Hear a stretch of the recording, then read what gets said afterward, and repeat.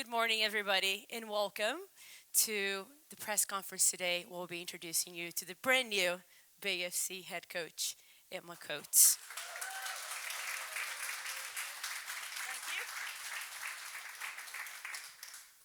Thank you for joining us today, and of course, a special thanks to our partners, as Sutter Health, Content Stack, and Cowtrain, as well for joining us. We also have members that I saw as well from our supporter groups. Can you please raise your hands, your season ticket members? There we are. Bridge Brigade, along with not one, but two of our brand new supporter groups. They will be kicking off next season, Pier 75 and Bay Imperio. Thank you for being here as well. We also have our community members, our community partners that are very important to us at Bay FC, Women's Coaching Alliance, Bossy, Life Learning Academy. Thank you for being one of our key community partners. We appreciate you as well. This is it. We're happy to welcome all of you today to introduce you to the new Bay FC head coach, Emma Coates. Now, joining Emma on stage, it is the one who also made all of this happen. Put in the work. Please help me also welcome Bay Collective CEO, Kay Cossington. Thank you. Let's see if it's on. I think we're on. It is on. There it is. Now, in just a moment, we're going to open the floor for all the media questions. But before we do that, and before I ask my questions that I also have, I would like to give both of you the opportunity to introduce yourselves. Thank you so much, and thank you for the welcome, and thank you for everybody taking the time to come here today. What an incredible day, what an incredible backdrop, and super excited to welcome Emma Coates to San Francisco, the Bay Area, and Bay FC. So we're looking forward to having some more conversations with you. So I'm Kate Cossington, CEO of Bay Collective, and oversee and lead the sporting side of Bay FC. And I think one of the things that's really, really exciting for me and for us this season is really driving a real clear, established style of play that all of you guys are going to get super excited about next season. So we want to have a really distinctive Bay FC style that's going to drive winning mentality and get the most and the best out of all of our players and our roster. So we're super excited about that. When we went on the journey to look at what a head coach needed to have and what the key credentials are, it was about somebody that has the experience and has truly been there in developing players, developing systems and styles, and has won things. And I'm delighted to say that the lady sitting next to me right now ticks all of those boxes. And I hope that you can get as excited as what we all are at the club for 2026 and our future. Thank you. Thank you very much, Kay. Thank you. Amazing. Well, listen, guys, I'm super thankful and privileged to be sat here. I mean, I'm looking out at you guys, I'm looking out at the view, and I just think what an incredible moment. So, as I say, I just want to say thank you for being here and giving us a chance for myself to be introduced to you guys. The first conversation I had with Kay about this opportunity, I could tell it was going to be something special. I think what's been built so far, of this club and the expansion and the identity that's been created in the first 2 years, I think is something really incredible. I fell in love with the place the first time I came to visit, and I think the thing I'm most excited about is taking the club to the next level, building on the identity that exists and putting in place a style of play that gets you guys on the edge of the seat, gets you excited coming down to PayPal Park, and hopefully putting us in a position to not just compete, but to win and sustain success at the top level. And that's what's going to drive me every single day to make you guys really proud. Welcome. Of course. Emma, I think the question that everyone wants to know, have you ever been on a boat for a press conference before? I haven't, and I thought, I must admit, I came on the boat and I thought, oh, what's wrong with me? I'm this nervous. Turns out it's the boat, so we're all right, we're good. It is a boat, yeah. I got my motion sickness here, just in case, you just never know. But there it is, yeah. Coach Emma doesn't need it. She's ready. Now, you mentioned about the first conversations that you have with Kay. Can you take us back about when that happened? When did you first heard about this opportunity? Yeah, I mean, well, firstly, my relationship with Kay goes back like a long, long time. From when obviously I worked back in club in England, and obviously we worked together in the international space. And it was probably maybe a year ago. I think we were, I think maybe sitting in an SLT meeting, or I think you called me actually, and she'd explained that she was leaving the FA, and everyone was like, "Oh my gosh, how are we going to lose this incredible leader, this incredible person, and all the things that she's built?" And she was telling us around Bay and what Bay Collective is, and all the things that we're trying to build. And that's probably when the curiosity around this sort of started. And I've always considered, where's my career going to go next, and how do I challenge myself and take myself to the next level and go on this journey with incredible people and an incredible environment. And when we first had the conversations as time passed, and we started talking around it, it just got me really excited, because I've seen all the things that Kay's built, and that's already been built here. And I'm just super excited to be on this journey with Kay, because I know we're going to be building something really special. Absolutely. Now, Kay, when did you know that Emma was the one for the job? I think, as Emma says, we've known each other for a long time, and I've known for a long time that she's an exceptional talent. And I think I've had the pleasure and privilege of watching her work with players, watching her work with teams, watching her work with other incredible staff. And I always thought that there is going to be a real great, incredible pathway for her. I'm super honoured and privileged that we can be part of her journey collectively, because I think that this is going to be a great step for her, but also for our club. So for me, there's, when we think about the criteria that we're looking for a coach of a club of this nature, and the ambition that we have as a club, she was right up there at the top. So I'm delighted that she was looking also to come on this adventure and share this challenge. Absolutely. Now, Emma, obviously this is a brand new challenge for you as well, coming to the US, taking on an NWSL team. What were the things that you saw about Bay FC and the project that they have for the future that got you excited to be a part of it? Yeah, I know. I'm a big believer that obviously football's bigger than football, right? I think that football is something that you fall in love with as a child, as a young player, and it's certainly something I fell in love with as a really young age. And one thing that I've consistently read about the club, heard about the club, is how people fall in love with the area, with the club, the things that people feel connected to. I met Brandy yesterday for a coffee, and I could just see the pride of the club and the identity sort of like oozing out of her. And when you put all those things together, I think that's when you know that it's going to be an exciting journey. Yeah, Brandy, I'm pretty sure Brandy and Ali, they all live like 5 minutes away from PayPal Park. They all go on a jog in the morning before game day. So you see that they're very intense. Everyone's extremely passionate about it.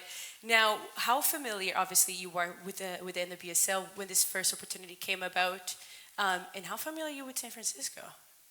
Yeah, I mean, was it your first time here? Yeah. Okay. Well, obviously we come over when we started. Obviously, this opportunity came up. We were obviously talking about the club, and Kay was like, "Listen, you need to come out." So we flew out, and I'm like, "Okay, I'm from a little village in North Yorkshire, and it couldn't get more polar opposites, if I'm honest. I can see the sun. There's some blue skies. There's some water. When was the last time that you saw the sun, Emma? You can tell us. It was a long time ago. It was a long time ago. So, coming across, and we spent yesterday with my husband looking for the right place to live, and it's really a tough choice, right? Because it's such a beautiful area, and you look at the NWSL and the growth of the women's game and everything that's happening over here, I think is sort of, a super exciting thing to be part of, because I think it really is shaping and driving, top tier women's football around the world, and I just want to be part of that. Have you had the time to explore San Francisco a little bit? No, but I'm really jealous because my husband's out there now, having a little look Wait, around. he didn't come to the press conference? No, he's Priorities, yeah. San Francisco is beautiful. I don't blame them, but yeah. We'll have a talk with them after, please. On that topic about what to do in San Francisco, do you have any recommendations to Emma? Yeah, I've had the fortunate experience of coming and visit lots of different things, coming and see some live sport, which was amazing. I actually went on a trip to Alcatraz a couple of trips ago, and I absolutely loved it because I love history and things. So yeah, there's plenty of things to do. I'm sure they're going to have a great time. And there's plenty of sun, which we do not get in England. That is true. Probably put the sun on the contract here. Yeah. That's one of the reasons you signed it. Now, talking about the priorities of finding the new head coach for Bay FC, what was your main priorities in finding it? Yeah, so I think having been in the game for a long time and employed a lot of coaches in different roles, I think the successes that we've had in previous environments has been around the leadership of a coach, the ability to really develop and embed a clear, consistent style of play, which the players understand, the staff understand, the fans understand, and everyone can get behind and get excited by. And it sounds really obvious, but that's a real kind of finite piece. We wanted to look for somebody that's got experience in working in and around the top aspects of the game, both at domestic and international, specifically for the women's game. We wanted someone with experience that's developed players. I mean, we've got someone here that developed 27 players through from the under-23s to the senior lionesses that have competed at World Cups and European Championships. I mean, I struggle to find anyone that's got those kind of statistics. So, you know, we were looking for a bit of a unicorn and someone that was a pro-licensed female coach, ideally, that has competed, and as I say, at the highest levels of the game. And welcome to Emma Coates, guys.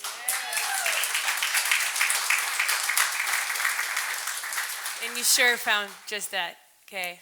We did. I think, you know, it's tough because the game's still growing and evolving, and coaches in the game, as we all know, are still growing and evolving. And I feel really blessed that, and we should feel blessed that we've got somebody that literally meets every single one of those criteria.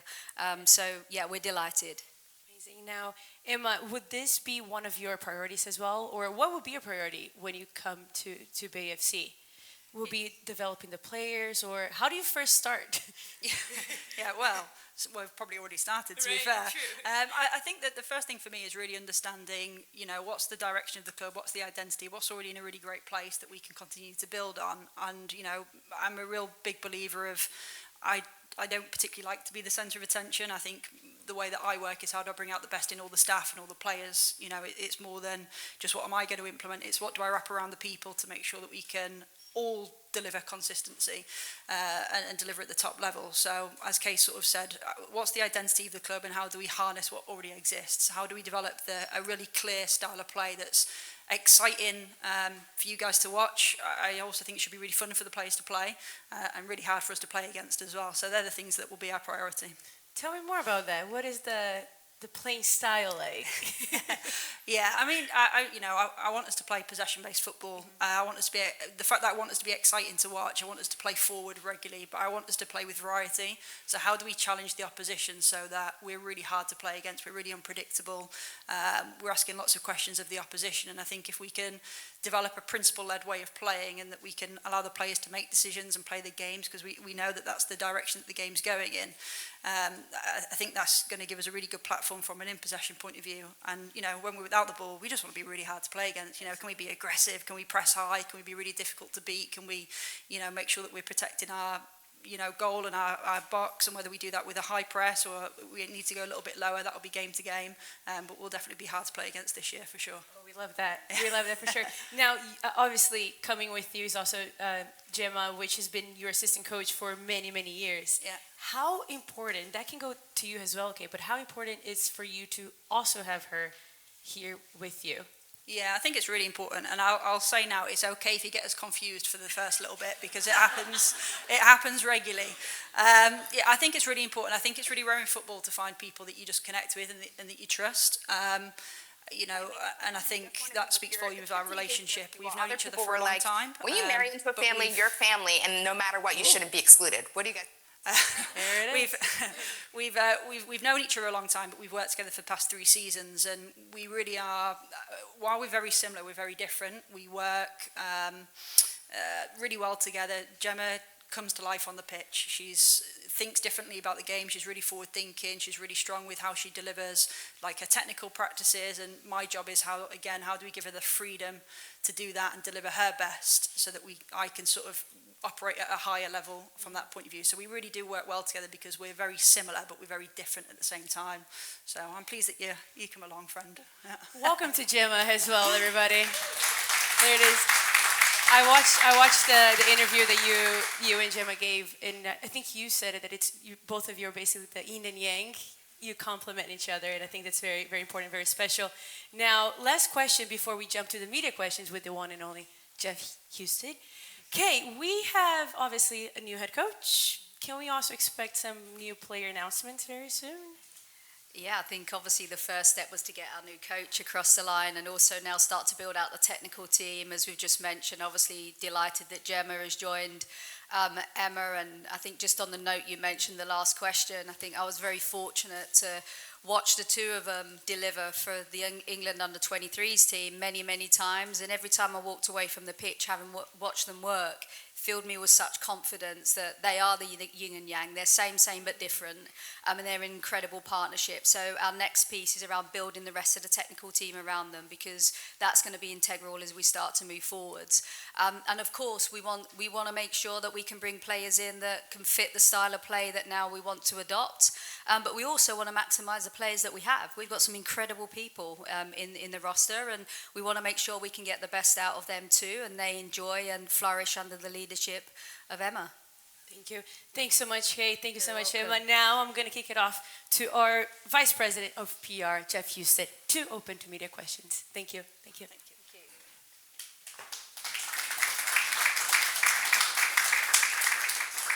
Thanks, Duda. All right, we'll go ahead and at this time we'll open it up to questions. So we do ask for media, if you have questions, and you're in the room, raise your hand. If you're on the Zoom, use the raise your hand feature, and we'll try to get you called on as well. When I do call on you, just ask that you identify yourself and your outlet, and then we'll go ahead and get started. So we're going to start right up here in the front row with Marissa. Hi there, Emma. Welcome to the Bay. Kay, I'm curious, this process, you guys had a little bit of runway of knowing that you guys were going to hire a coach. What did that process look like, and how many people did you consider? There was a lot of people that we considered, but I think we were able to funnel that down pretty quickly. So the first point of that was establishing exactly what the coach looked like. So what was the key experiences and skills that were important to us in this next phase of Bay.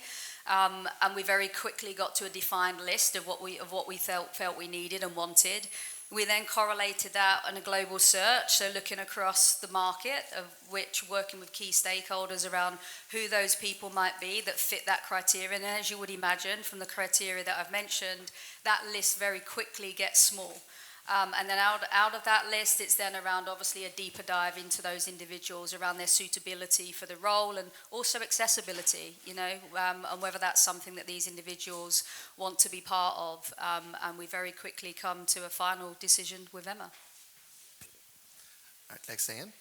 Thanks. We'll just Hi. keep working down the road. Ann Killian with the San Francisco Chronicle. Welcome. Kay, you just got a little round of applause when you mentioned that having a female coach was a priority. And I'm wondering if you could just address that and the importance of female leadership in a female league.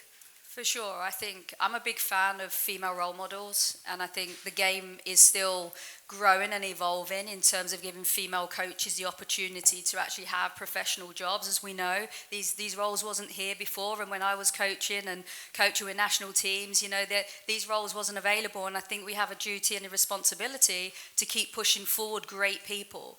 And my view is, for some of our female coaches in the industry globally, we don't just need to be good, we need to be great. And I think we've got somebody great here right now, and we want to give greatness opportunity, and I think that's an opportunity that's been afforded to us, and I think that's important for us in the women's game to keep providing those opportunities. Emma, could you address that too? Yeah, I think it's really important, and it's not just myself that's coming over as a female leader with a pro license, as is Gemma. I think between us, we obviously give that platform, and I know growing up there wasn't a huge amount of coaches for me to look up to. I was really lucky, the fact that my dad was a football coach, and that was what was visible to me. So the fact that as I've worked through my career, I've had the privilege of working with people like Kay and people that I've seen that are females that are leading in those spaces. I think it's so important that we that firstly we've been given that opportunity, and that there's space for females essentially to lead, and hopefully that will just generate more future female coaches at the top level. Hi guys, welcome. Evan Webeck with the San Jose Mercury News. It's clear that it's a bit of a British invasion here to Bay FC. So I'm just curious what you think, or what you hope to bring over from that style of soccer, and Kay, you've been here for a little while, maybe what the differences are and what some of the challenges could be. Yeah. I'll go first.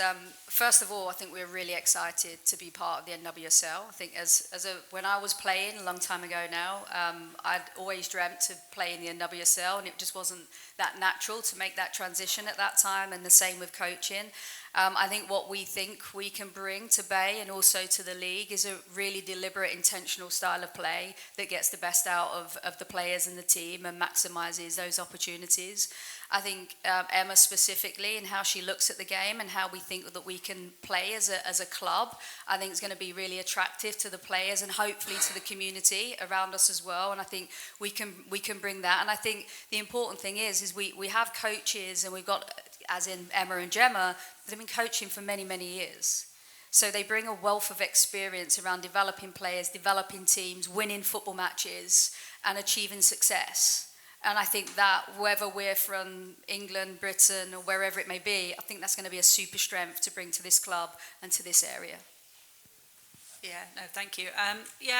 As sort of Kay said, you know, throughout my career, it's all I've ever done, really. I've learned about life with the ball at my feet, right? And there's lots of things that I've learned from club football in England, or from, you know, being part of the extended technical team, the senior lionesses over the past few tournaments. And I think the bit that I really want to implement is that how do we play with variety, and how do we create a style of play that suits the identity of the club, but the players that we have, it brings out the best of them. And I think that's something that, you know, working really closely with Serena over the past couple of seasons, it's something that I've really learned from her, and those are the things that I'd like to bring across to Bay. All right, we'll go to Paula. Paula Maruri, San Francisco, California, 10 a.m. Welcome to the Bay Area. Let's talk about your coaching philosophy and what will be the biggest adjustment. Thank you so much. Yeah, thank you. I think that the biggest adjustment right now would just be the challenges that the leagues provide, probably more logistically, from like how do we, you know, I think the football part of it is the bit that I think I'd find a lot more comfortable. It's how do we work with some of the challenges of, you know, we're flying cross country, and I've been used to that in international football, but what does it look like over a sustained period of time? And I think that's the bit that, you know, the bit that I really like about my job is the problem solving part of it. I love it. It's probably my favourite part about coaching. How do you consistently solve those problems? So while it's a challenge, I also think it's just an opportunity to go, how do we think differently about things and provide good performance solutions to help us, you know, win football matches essentially. But I think that's probably going to be the biggest challenge and adjustment for me. All right, we're going to go to the second row. Hi, Alex Simon from SFK. Emma, welcome. Obviously, I'm sure you've watched a lot of the team in the time. Last year, they were the fewest goals of everyone in the NWSL. I think it was only 1 goal per match as an average. What things can be changed up front, or what things are you hoping to kind of tweak about this team to generate more of the excitement and the goals and the football that you're hoping to bring here? Yeah, I think the first thing is just develop that clarity in how we want to play. I think once we develop the clarity in the style of play and the principles that we want to implement, is giving the players confidence and bravery to execute that. I think my eyes are firmly on how do we build towards success for next season while not losing some of the lessons, obviously from the seasons that have gone. But for me, it's you know, it's a new era, and it's how do we implement that clarity to take us to that next level. And then, Kay, if Emma, you want to address this as well, that's fine. But obviously, the NWSL has some very interesting roster rules and salary cap machinations. I'm sure you guys are getting to learn all about it. They're in the news as well at this point. How much have you guys needed to kind of crash course that? And also, how does that impact maybe bringing in some top players from around the world and what you can and can't do with this club? Yeah, I think it's something I've been familiar with for many years. Having been in the ecosystem, we're fully aware of the salary cap implications, rules, regulations, etc. And I think it lends to Emma's point around problem solving or finding solutions, and it is what it is, and it is the same for all teams. And I think it also leans into what we believe in as well around the philosophy of homegrown, and how do we ensure that within our talent kind of ID and scouting and recruitment systems and structures that we're building ensures that we have a really great pipeline of players that are coming through, as well as establishing top talent from overseas that we want to bring in and really blend that roster. So I don't see it as a challenge, I see it as a huge opportunity, and I think that's something that we'll face head on. All right, we're going to go to Kerry. Hi, Kay. Kerry Crowley, San Francisco Standard. Obviously, Bay FC is still a relatively new franchise, and you're building, you brought in a new coach, but how realistically, or how early do you think you can realistically start to compete for NWSL titles? That's a great question, because if you, we're super impatient, which is, I guess, you would imagine with any performance person, we want to win, right? We're not going to make any bones about that, and I guess you guys want to win. We want to win things. So for sure, you know, if that happens next season, brilliant. But what I guess we want from you guys is your support as we build a system to keep winning. So we don't just want to win football matches, we want to win championships over and over and over, and that's the difference. And that's what we're trying to build here at Bay FC. So we're going to build something here that's special. And will it happen overnight? Performance doesn't happen overnight, but we're going to give it a really good run in this season. We're going to set and build foundations that allows us to fly going forward. So your patience, your support, and your energy as we build this going forwards will be worth it. All right, we'll keep going down the line. Jane Kenny, San Francisco Standard. For Kay, Emma's obviously had a lot of success in England. What was your pitch to her to get her to come over here and take on this new challenge? I think she needed to come and see it. I think we've all been excited by the NWSL for many, many years. So to be part of it, and certainly in the growth of the women's game right now, is really exciting. But when I first came here, and it was an opportunity for me, I think Emma mentioned it earlier, you just fall in love with this club and you fall in love with the area and the ambition. And I think we're both super ambitious, or all of us are super ambitious people. We've got an incredible group of staff that are driving this forward. So when you come and listen to what it is we're trying to build, and when you come and listen and see the impact of the staff and everybody that's trying to come on board with this, like, it's infectious. And I think that was my selling point to Emma, is like, this could be something really special here that we probably may not be able to do elsewhere. So let's go do it in the Bay. All right, we're going to come back up front to Marissa. Sorry, I didn't intro myself last time. Marissa and Jemmy, San Francisco Chronicle. Both of you have mentioned clarity on playing style and coming to that clarity quite a bit. Does that come, like, do you kind of come to that decision of like what that clarity is going to look like before you start bringing in players, or is that kind of based on who is here and who signs and who's available? Do you want me to go? Yeah, so I think first of all, establishing a real clear style of play is important, and then building. We're already thinking about the roster build, and we think about this in a kind of almost 2-3 year plan. So where we are today and where we want to get to, and what does a championship winning roster look like within the style of play that we're trying to embed. So of course you need to play within the remit and structure with the players that you have in front of you right now. I think for me that would be error number one, to try and play in a system where you don't have the players that are capable of delivering that. So it's that, and that's the point I mean about the build and the transition. So, you know, we need to make sure we maximize players that we've got right now, and I think we've got some incredible talents that really can grow and evolve, whilst embedding a system and style that we can evolve into. And I think that matrix and the merge of the two is going to be the key to success. All right, one more question, Alex. Emma, obviously, I know you said you came out once for the interview, but obviously this club is kind of starting to make a little bit of a move to San Francisco. Have you been out to Treasure Island to see the facility that's being built, and how much of, obviously it's not here yet, it'll be hopefully by next season, but how much of that was kind of a draw for you as part of coming to this club and organization? Yeah, I think it's huge. You know, as Kay said, when people talk about the club and the ambition and what they're trying to build, I think that's one thing, and you sort of like feel that connection to it. And then you see the investment and the things that they're physically trying to do, and you put those two things together, I think it's hard not to get excited about. All right, we're going to go to Zoom, and then we'll come back to the room. But first up, Dino. Dino DeCespedes into the channel podcast. First off, Emma, congratulations on the appointment. Can you talk about some of the strengths that you've been able to identify so far after accounting for where the team's at right now?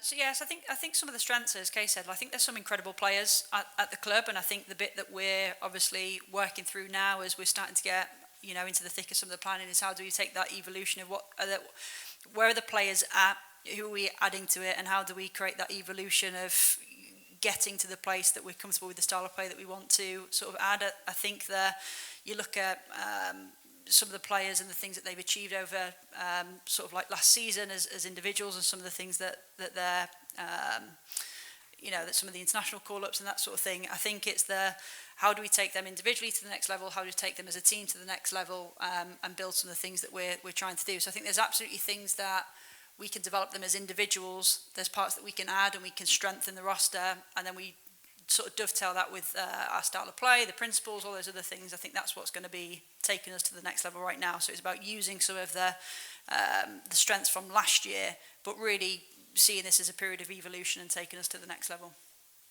All right, thanks, Dino. Up next is Brian. Hello. Good to Brian G's Santa Cruz voice. So I have a two-parter here for you, Emma. You know, when I heard about the announcement, I kind of started doing a little bit of deep diving in there. And yes, you have been a very developmental coach. But one of the things that I thought and one of the things that was important when I talked to Kay at NWSL Championship Week is someone that hates to lose so bad that they are going to fix everything that causes lose. You a bit about your philosophy on that. Can you talk a little bit about your philosophy of hating to lose? Yeah, okay. Yeah. I think it's about right. No one likes to lose, and you never set your team up to. There's been obviously huge. Yes, I've come from a development background, developing players, but I'm like, I've never set up a team not to win a football match, right? And everything that we're doing day to day isn't about just winning one football match. It's how do we win consistently and develop that sustained success. So I'm like, of course, we lose matches. I'll be up all night thinking. Going back to my, one of the things I'm addicted to is the problem solving. We don't get it right. How do we tweak it? How do we evolve it? How do we change it? But it's not necessarily a change of a big swing. Going from actually we've got to change everything and rip everything up and start again. It's what little changes and adaptations do we need to make day to day to help us sustain winning, because I care about winning, but I think you only get sustained winning at the top level by developing every single day. So I'll be up all night if we lose matches, for sure. Can I just... And are you looking... okay, go ahead. Sorry, I was just going to build on that as well. In the winning is an outcome, right? And we think a lot about the process, and it's easy to say we want to win, but we obsess on the process of winning. So, making sure no stone is left unturned in everything we do. And, when we had a task way back in a previous role, go win a major tournament, it's easy to say, and it's easy to put a vision up to say this is what we want, and the hard bit and the exciting bit is actually making that a reality and making it happen. And I think we obsess over the process to win, not just the outcome. And I think there's a really important difference in that. And when you're looking to bring in players, are you looking more for players to fit the system, or are you looking for the best players available and fit the system to the players? Yeah, I think once you've got clarity in how you want to play, I think that drives the recruitment strategy. I think that, the complexity of the rules and regulations and the salary caps and all those sorts of things adds just an additional layer of problem solving and an opportunity. I think the club's got a great strategy that obviously we've sort of spoke through, and I think it's we know how we want to play. How now do we bring in the right players from a short term, long term, but how do we also just develop the players that we're bringing in to adapt to our style of play as well. I think every player can be adaptable and can be sort of introduced to our style of play. And if someone's got a specific super strength or something they bring to the team, I guess our job is how do we fit that within our game model as well. All right, thanks. And thank you. Thanks, Brian. All right, we're going to go next to Simon Campbell. Simon? Hi there. Simon Campbell with the San Francisco Business Times. Two questions, if I may. For Emma, it feels like Bay is a club that is super hungry, very ambitious to grow. How high is the ceiling here? How high do we want it, right? I think everything that we've sort of discussed, the vision of the club, how much people care, the level of investment, I think this club can go on and achieve greatness. Is it going to happen overnight? Hopefully. But I know for sure we'll be doing everything we can to make sure that we can sort of win sustainably at that top level and win championships. Thank you. And for Kay, it's a question about the multi-club platform model. What are some of the most exciting things about that? And what are some of the things that you want to be careful of or mindful of as you build out the Bay Collective project and how that plays into Bay FC at this moment? Sure. So I think we should look at Bay Collective as this kind of multi-club ownership as a significant super strength to Bay FC. So right now, Bay FC is the only club to be served by Bay Collective, which means that we have strategic leaders in recruitment, in data and analytics, in female performance and health, in technical tactical, that are in operations and management of football. We have strategic leads that have lived and breathed the women's game with success for decades. So the support that ecosystem can drive for Bay FC right now is something that not many other football clubs have. I think that's important for us as the game continues to grow and as obviously the women's football club ecosystem grows. I think the strength for that is when we start adding more clubs to the multi-club ownership group and really casting our net far and wide on how we want to do things outstanding. So, we talk about female athlete health and ACL injuries and hip and breast care and all of this kind of stuff is happening globally. So how do we make sure that we can be at the forefront of excellence while these guys are trying to win football matches every single week? Bay Collective can be paving the way strategically to make sure that we are at the forefront of innovation, we're at the forefront of research, we're at the forefront of technology, while these guys are busy trying to prepare teams to win today. And that's how I kind of see that. The biggest risk is the narrative is wrong. So the biggest risk is that people see this as we want to create the same model in every club within the ecosystem of Bay Collective, and that's not what it is. And we have a phrase of local heart, global ambition, and we live that. And what that means is that for every club within that MCO model, in time, however long that will take, the connection, the identity of each one of those clubs are integral to maintaining and keeping that. The connection with the community, that's the super strength of any club. So we want to harness that, but we want to lift up globally to share good practice and innovation and development to maximize what an MCO can give. And you know what? I think we're going to be the first in the world to do that. All right, thanks, Simon. Thank you. Thanks so much. We're going to go to Soph with Girls on the Ball. Hi, Emma and Kate. Emma, just a couple of questions for you. The last time I spoke to you, it was very windy Northampton, so I think this is a bit different. But you were in the national setup for quite a while, and you had to deal with a lot of transition in that space of time in terms of both player pool and in terms of staff as well. So how did you learn to deal with that, and how will that serve you well as you transition into this role? Yeah, I mean, I think that's the bit why I felt I was ready for this next challenge, right? I've had so many years learning from, some of the best people in the world and one of the best, international teams in the world. So I think some of my experiences of, planning and preparing both long-term, short-term, developing a style of play, developing players, how do you prepare a team, how do you develop and drive individual development within a team, how do you do all those things under incredible time constraints? And I think those are the things that have equipped me well from my last 8 years in international football. But prior to that, I was managing in the WSL, and I was at a club that actually reminded me a lot of Bay, that they had super ambition and they had all these amazing people and the connection, and I learnt so much in that time because we didn't have the things that I now have now. I was at a club then that didn't have money, that didn't have resources, that didn't have this amazing global network, and I sort of learnt life in the trenches a little bit around how to deal with those certain things. So I've had so many experiences that now I'm at a club that actually is going to provide us the best of everything and give us all those performance solutions, all the things that we need to help us be at our best day to day and win football matches. Thank you, and you are the latest in a line of English coaches coming over to coach in the NWSL. Has anyone reached out to kind of welcome you or offer you some support or advice? Yeah, do you know what? My phone's never been so busy, actually. I didn't realise, how many people I'd worked with, sort of come across and connected to, and I've really felt just the warmth from everyone at Bay, but generally across the NWSL, and, I'm really excited to just get started now. Brilliant, thank you so much. All right, thanks. So if we're going to come back in the room, Evan? Yeah, hey guys. Obviously, this last season, the club was under league investigation for the culture within it. So I'm curious, Emma, if you could maybe outline your vision for the culture you want to establish, and Kay, how that factored into the interview process.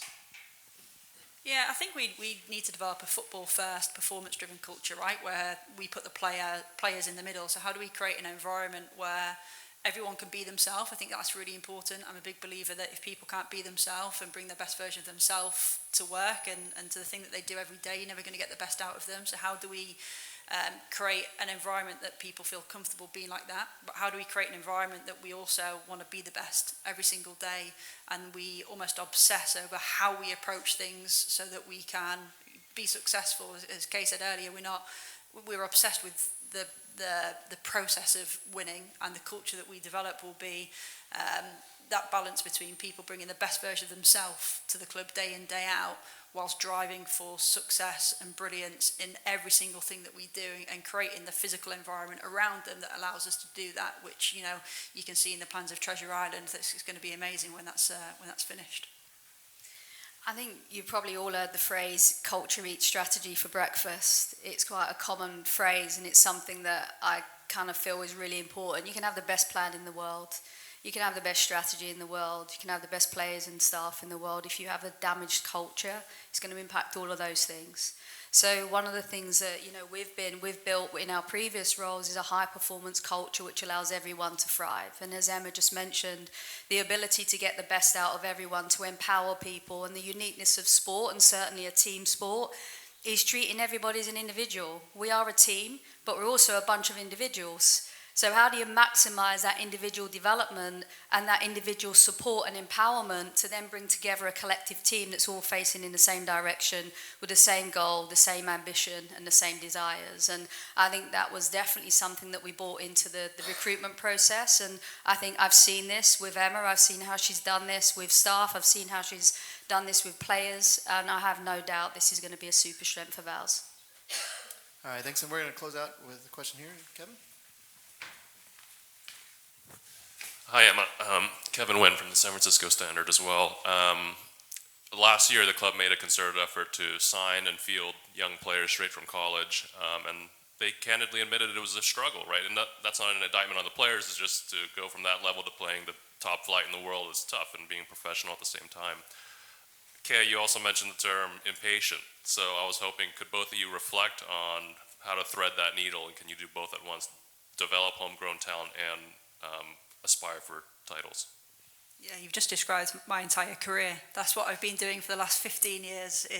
I think there's a way that you can approach all player development, young player development. How do you, when do you push them? When do we want to challenge them and stretch their capabilities? When do we want to, almost protect them a little bit and come off them and give them a little bit of space and time? And I think that push and pull and the right time to put them in and wrapping the right support around them, I think that's something that I've done my whole career. So that's the bit that I think is really exciting, because I think there's a lot of good young talent in the squad.